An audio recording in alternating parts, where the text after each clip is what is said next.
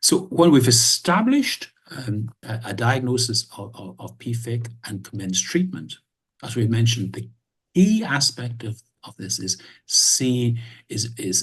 determining whether they've responded to the treatment. And as I've said earlier, this can be done clinically with improvement in pruritus and improvement in jaundice, and laboratory by a fall in bile acid levels. But again, not everybody responds to treatment, and progressive familial intrahepatic cholestasis implies that with time, these drugs get worse.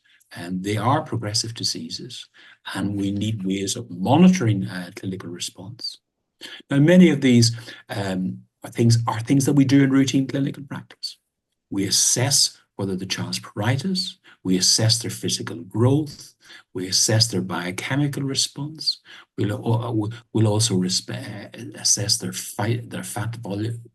fat-soluble vitamin status, and their overall joy of life and their quality of life in at least a subjective manner. Regular tests of synthetic function continue to be monitored, and particularly in those who are not responding to treatment, and in particular those who have B-sept deficiency, we need to be aware of the risk of not just cirrhosis developing, but the risk of hepatocellular cancer.